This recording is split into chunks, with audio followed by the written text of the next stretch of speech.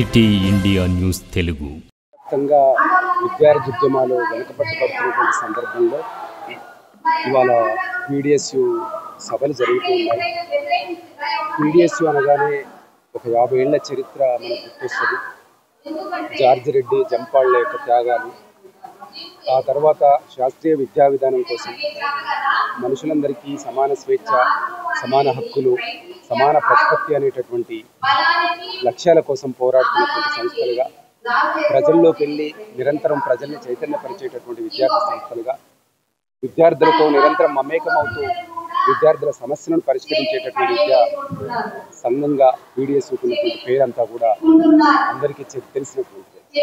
ఇవాళ కేంద్ర రాష్ట్ర ప్రభుత్వాలు విచ్చలవిడిగా ప్రైవేటీకరణను, కమర్షియలైజేషన్ను, ప్రత్యేకించి కేంద్ర ప్రభుత్వం అయితే పాఠ్యాంశాలు, సైన్స్ పాఠ్యాంశాలలో ప్రధానంగా థియరీ ఆఫ్ ఎవల్యూషన్ అనేటటువంటి మూలకాల ఆవర్తన పట్టికను, మొఘలుల చరిత్ర లాంటి వాటిని తొలగిస్తూ కేవలం ఒక మతానికి సంబంధించినటువంటి అంశాలను లేదా ఒక మతానికి సంబంధించినటువంటి పుక్కిటి పురాణాలను ఒక సైన్స్గా, చరిత్రగా ప్రచారం చేసేటటువంటి ఒక భయంకరమైనటువంటి డిస్టార్షన్ను ఇవాళ కేంద్ర ప్రభుత్వం చేస్తూ ఉన్నది.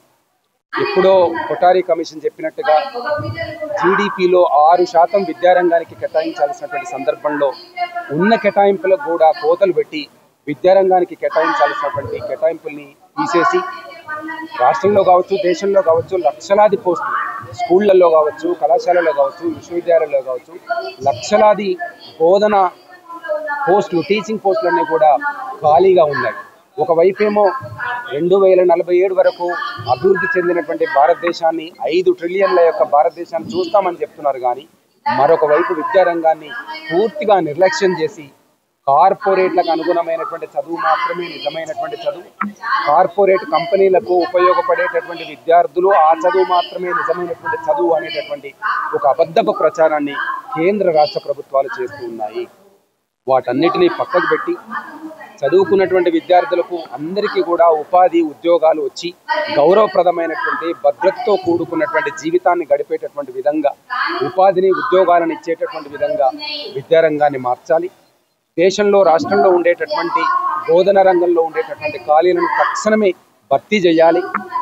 పాఠ్యాంశాల్లో వస్తున్నటువంటి ఈ మతపరమైనటువంటి అంశాలను తొలగించి శాస్త్రీయపరమైనటువంటి అంశాలను మాత్రమే, ప్రకృతి పర్యావరణాన్ని రక్షించుకునేటటువంటి లేదా దేశ సంపదను దేశ ప్రజల కొరకు మాత్రమే వెచ్చించేటటువంటి, ఖర్చు పెట్టేటటువంటి విధంగా మన ప్రకృతిని మనమే, మన ప్రకృతి సంపదను మన కోసమే, మన ప్రజల కోసమే ఉపయోగపడేటట్టుగా అటువంటి చదువును, అటువంటి విద్యార్థుల్ని, అటువంటి భవిష్యత్తును తీర్చిదిద్దేటట్టుగా లేకపోతే బహుశా మనము ఒక 75 ఏళ్ల క్రితం, ఒక 70-80 ఏళ్ల క్రితం ఎట్లాగైతే పరాయి పాలనలో మగ్గినమో మళ్ళీ భారతోపఖండము, మళ్ళీ భారతదేశము ఇంకో రకంగా పరాయి పాలనలోకి వెళ్ళిపోయేటటువంటి ప్రమాదం ఉన్నది. కాబట్టి ఈ దేశ వనరులను రక్షించుకుందాం.